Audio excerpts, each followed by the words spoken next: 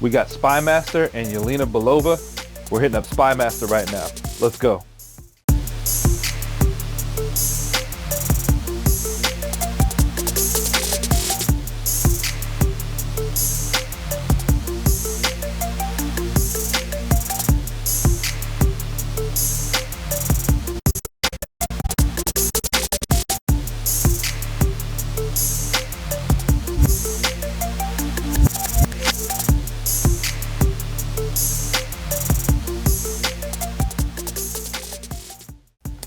Alright, so here he is in the packaging. Side of the box, same artwork style as the other figures in the wave. The art on the back of the box. Marvel Spy Master, an undercover operative skilled in sabotage. Spy Master possesses superb fighting capabilities.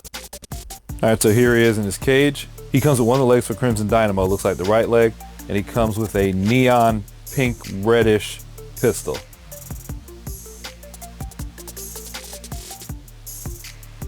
Alright, here's the BAF piece. Here's the BAF piece. And there's his one accessory, his pistol. Alright, so the figure itself, right out the box, before I even put him down, I could see there was some severe problems with the paint job. Looking right here on his arm, you see those blue splotches. I don't know if that's paint that came through from the base and the yellow is chipped, or when they were painting the blue on, they got it on there, but you got two spots right there. His belt, there is blue paint right here on the top of his belt. That shouldn't be there. And the bottom of his utility pack, I don't know if that's supposed to be wear, but there's a little black mark right there. I don't think it's supposed to be there. It looks kind of like dirt. Down by his boots, right on his calf, he's got another straight black mark. So now I'm starting to think that this got rubbed on something.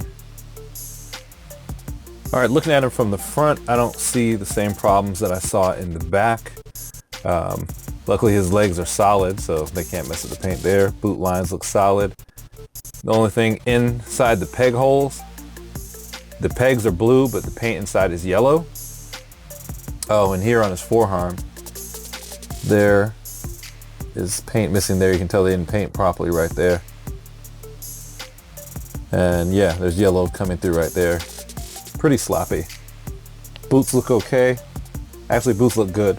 I'll show this to you later when I'm doing the feet. Alright, so let's check his head.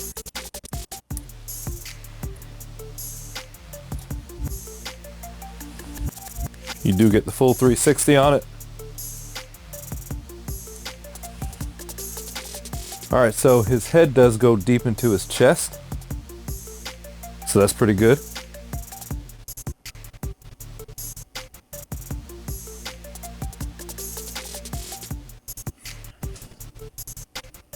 Alright, so his head goes deep into his chest. He gets a good angle looking down.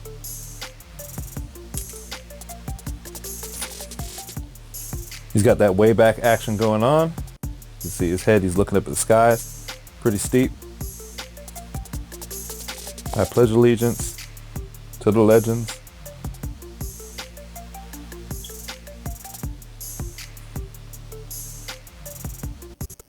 More smudged paint there on his shoulder. That part was hidden by his back, so when his arm was down, it was inside.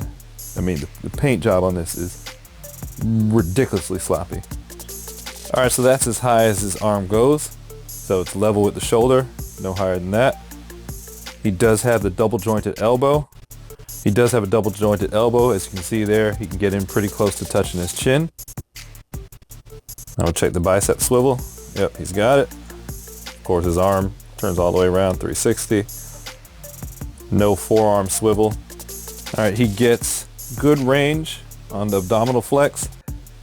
Mine may not be typical of all, but mine is really loose. There's no click whatsoever, and he practically slid down, almost slammed down when I did it. I'll show you. Okay, he clicked on the way up, but on the way down, oh, there's one click. I didn't feel it before, but it's really loose.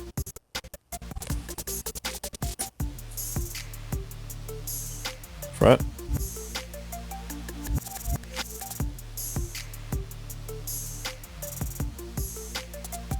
Now his lean back.